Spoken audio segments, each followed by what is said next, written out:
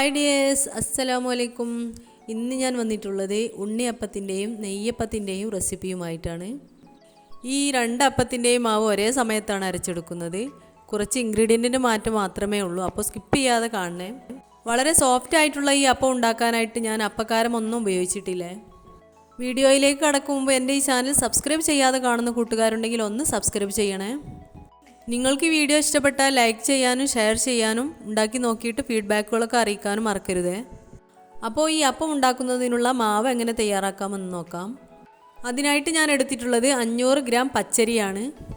ഇത് 5 മണിക്കൂർ കുതിർത്തതിന് ശേഷം നന്നായിട്ട് കഴുകി വൃത്തിയാക്കി എടുത്തതാണിത്. ഇത് മിക്സിയുടെ ജാറിലേക്ക് ഇട്ടൊന്ന് അരച്ചെടുക്കേണ്ടതാണ്.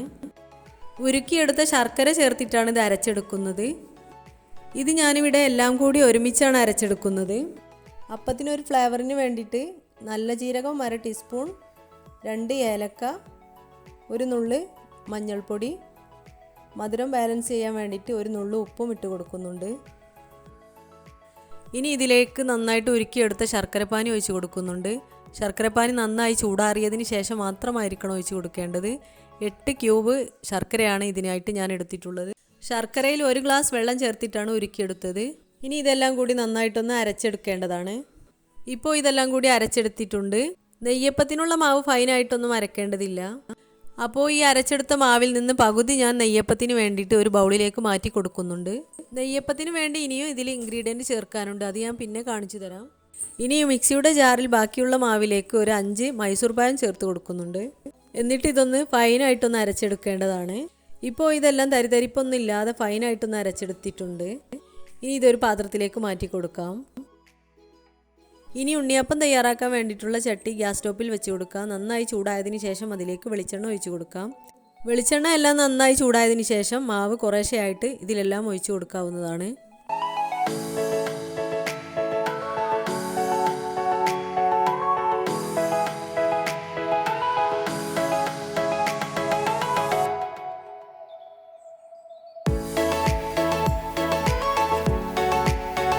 ഇപ്പോൾ നമ്മുടെ വളരെ സോഫ്റ്റും ടേസ്റ്റിയുമായിട്ടുള്ള ഉണ്ണിയപ്പം ഇവിടെ റെഡിയായി വന്നിട്ടുണ്ട്.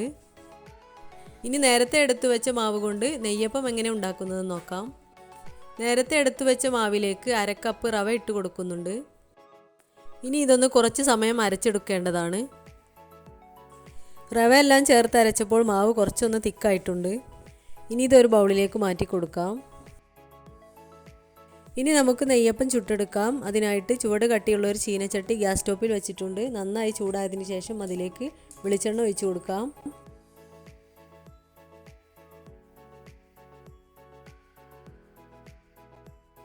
ഇപ്പോൾ വെളിച്ചെണ്ണ എല്ലാം നന്നായി ചൂടായി വന്നിട്ടുണ്ട്. ഇതിലേക്ക് മാവ് കുറേശ്ശെയായിട്ട് ഒഴിച്ചു കൊടുക്കാം.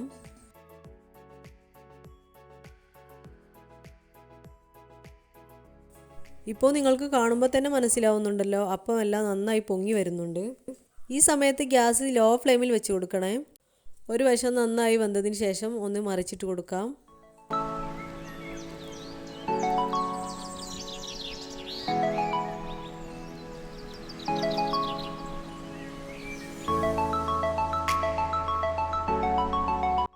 ഇപ്പോൾ നമ്മുടെ അടിപൊളിയായിട്ടുള്ള നെയ്യപ്പം ഇവിടെ റെഡിയായി വന്നിട്ടുണ്ട്. നിങ്ങൾക്ക് ഇഷ്ടപ്പെട്ടാൽ ലൈക്ക് ചെയ്യാനും ഷെയർ ചെയ്യാനും സബ്സ്ക്രൈബ് ചെയ്യാനും മറക്കരുത്. ഇൻഷാ അല്ലാഹ് അടുത്ത നല്ലൊരു വീഡിയോയുമായി കാണുന്നത് വരെ ബൈ.